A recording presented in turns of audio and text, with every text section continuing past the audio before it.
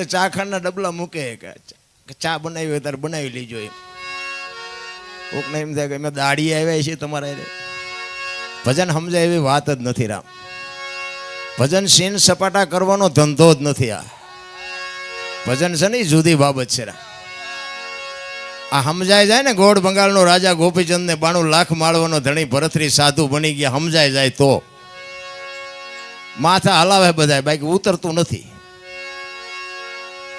કારણ કે ઓલો વરસાદ આવે ને ત્યારે બધી કોઈ આમ હરખો જ પડે ને, આમ 1-2 ગૌ સુધી હરખો જ પડે ને. પછી કોને શું લેવું છે એ તો એને ખબર હોય ને. ગલાસ મૂકે ગલાસ જેટલું આવે, ડોલ મૂકે ડોલ જેટલું આવે, માટલું મૂકે માટલા જેટલું આવે. કોક અભાઈ ગયા ઊંધું મૂકે કોરે કોરું રે. શું લેવું છે ને ચમ મૂકવું છે એ તો પોતાને ખબર હોવી જોઈએ ને. એવો ભજનાનંદી આત્મા બાબુ આ વાત કરી મને કે, અને હમણાં ઘનશ્યામભાઈ વાત કરી કે હનુમાનજીના ઉપાસક. ખરેખર બાબુ ભક્તિ છે ને કોઈની છે જ નહીં, જો કરતા આવડે તો. હનુમાનજી મહારાજ બાપુ એક એવું અદ્ભુત પાત્ર રામાયણનું છે ને. અને આજે મહાપુરુષો કહે છે જીવતું જાગતું બાપુ જો અદ્ભુત પાત્ર હોય ને તો આજે હનુમાનજી મહારાજની હાજરી છે એવું મહાપુરુષો કહે છે.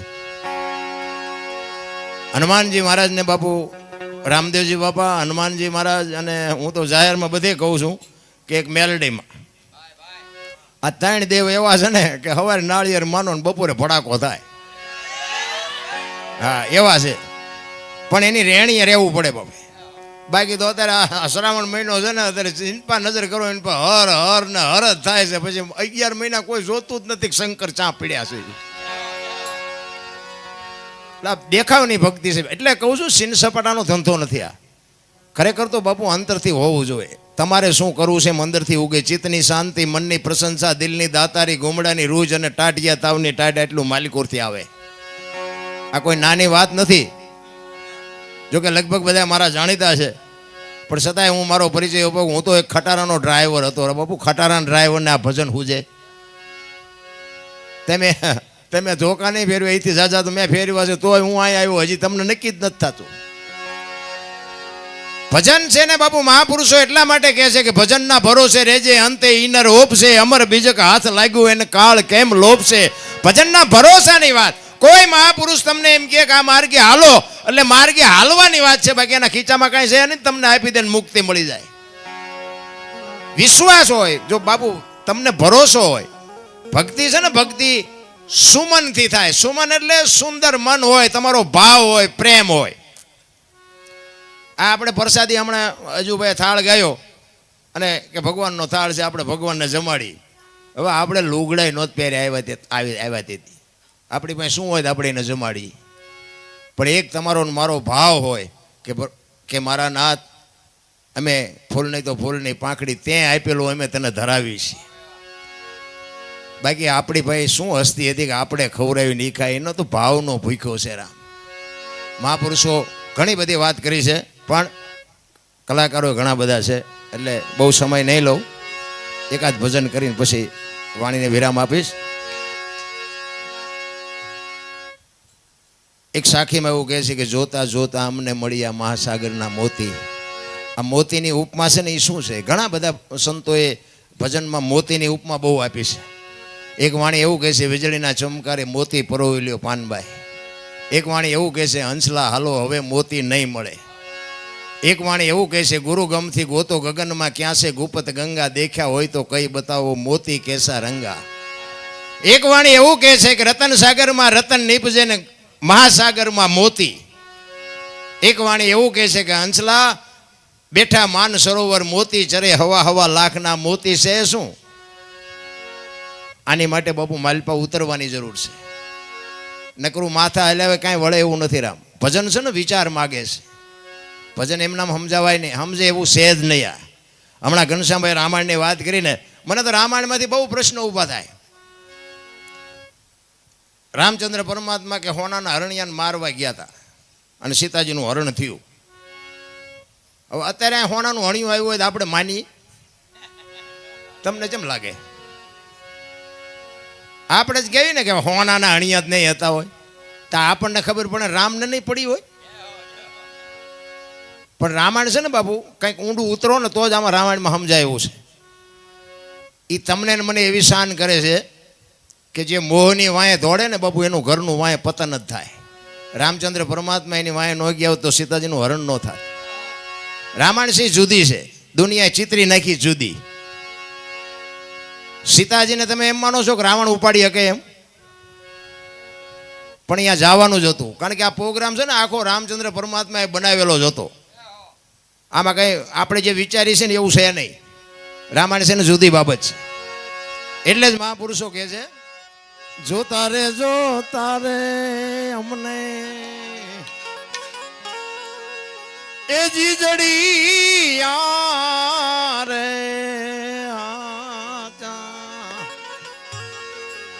સાગર ના મોતી. જોતા રે અમને જડિયા રે આવા સાગર ના મોતી. જય હો જય.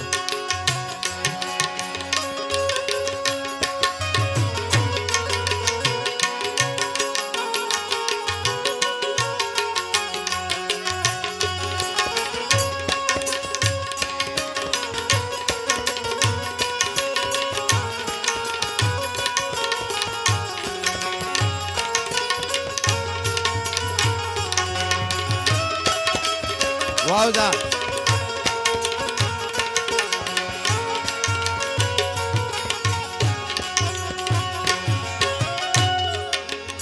લીલા લીલા મોતીડા રે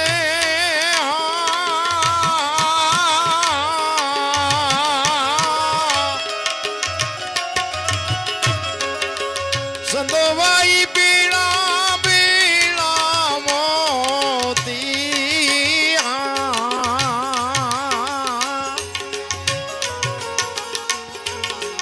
ગગન મંડળ માઈરલા રે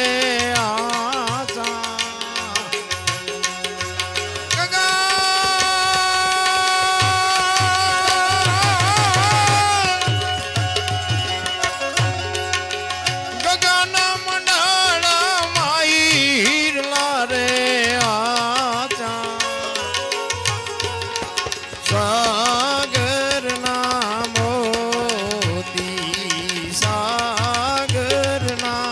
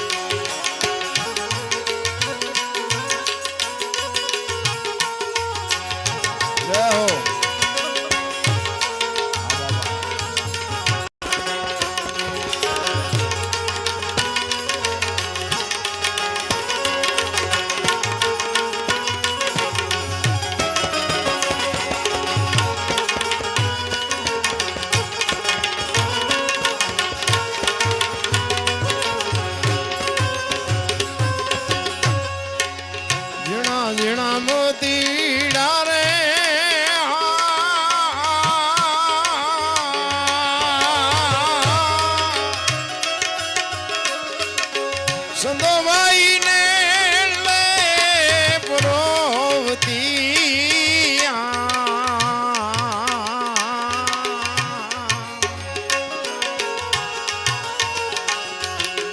તખત ત્રિવેણી ના તીર મારે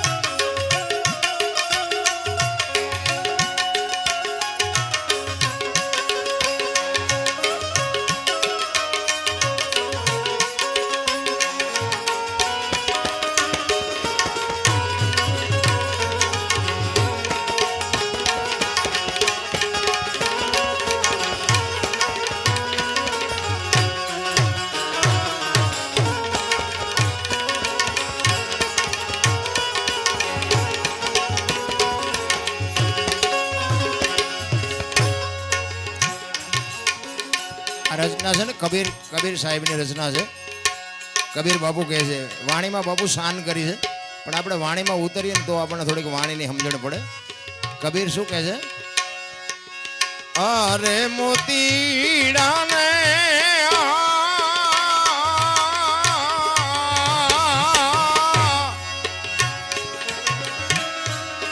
સંતો ભાઈ લાવે કોઈ ગોતિયા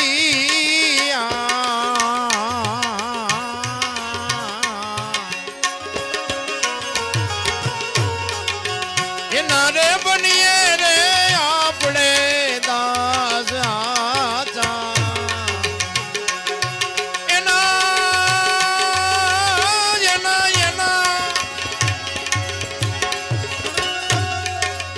એના રે બનીએ રે આપણે દાસ આચા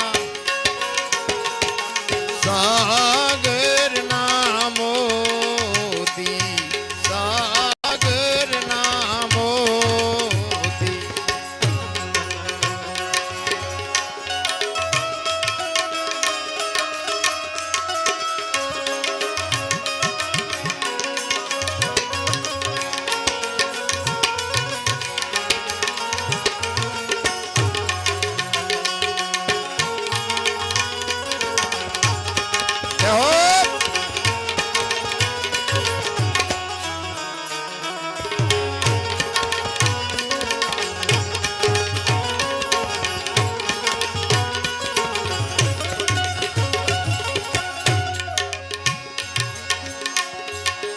कहत कबीर ने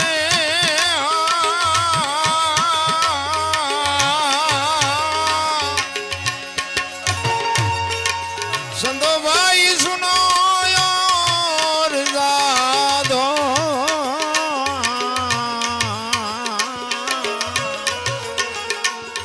કબીર કહે છે કે હું કહું ને મારી વાત સાંભળો.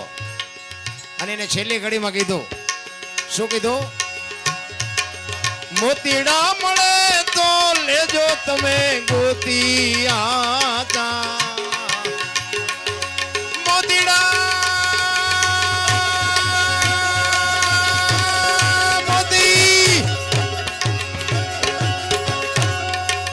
મોતીડા મળે તો લેજો તમે ગોતિયા સાગર ના મોતી આવા સાગર ના મોતી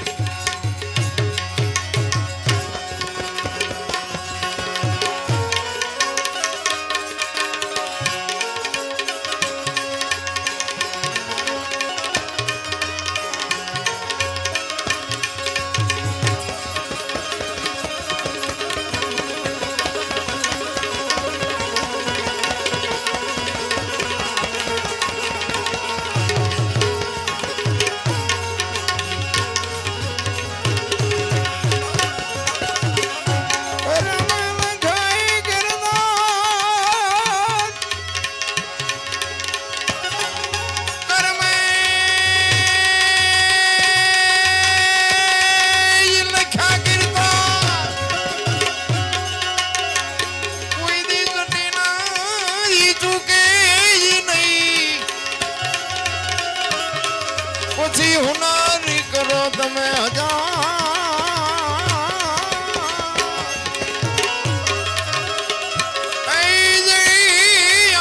આખીર યાડા ભરે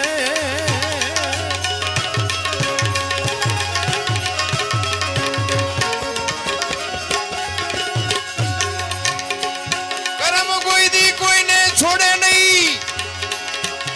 પછી ભલે હોય ભગવાન કરમ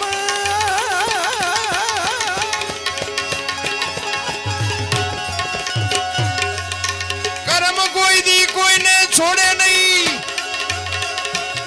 પછી ભલે હોય ભગવાન પરાસી નાઈ પીપડે એ જીભીને લઈ લીધા પ્રાણ મહાપુરુષો આપણે આખી દુનિયા ભગવાન કહે છે કૃષ્ણ પરમાત્મા ભીલે બાણથી વીંધી નાખ્યા. લો શું કર્મ છે? કર્મની ગતિ હજી છે ને બાપુ, વાતો બધા કરે છે, ખબર કોઈ નથી કર્મની. હજી મને નથી, તમને ખબર હોય તો મારો રામ જાણે. આપણે રામ રામ રામ કરી છે. સીતાજી રામને પરણે આખી જિંદગી મારો દી ન હોઈ ગયો. લ્યો શું સમજવું? કર્મની ગતિ છે ને ન્યારી છે. આ ભક્તિ કરે એવડે દુખી છે, લ્યો બૂસ મારે એ સુખી છે. એટલે તમારી મારી દ્રષ્ટિએ બાકી જે આમાં જે સુખ છે ને બાબુ એમાં ક્યાંય નથી.